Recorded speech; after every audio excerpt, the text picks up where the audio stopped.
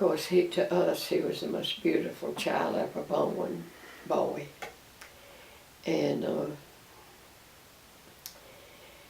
I went back to work. I worked at Park Davis. And I went back to work, I guess, when he was maybe about 2 years old. And Granny kept him for a while. And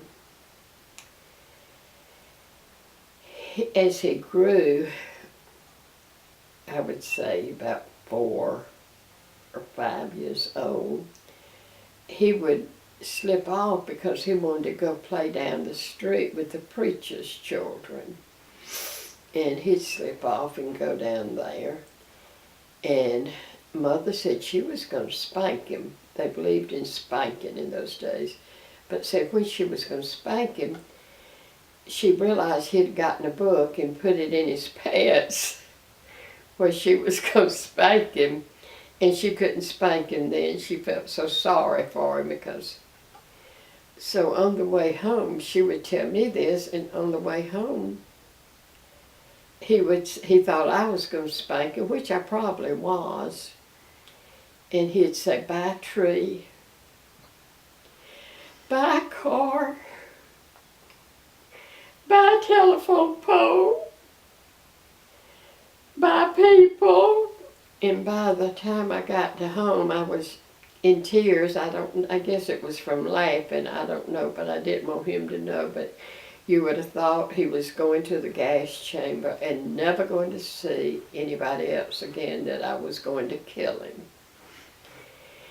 And then I guess I would send him out for his switch or wait for his dad to come home and tell him.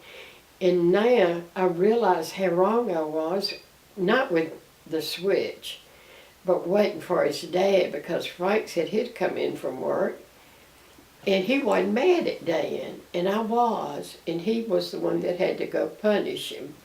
And that was unfair to Dad and Frank both. But he was a special boy. He's been a special teenager and a wonderful son, and we're really proud of him. He loved law enforcement, and he pursued that as a deputy, and he worked up to the sheriff.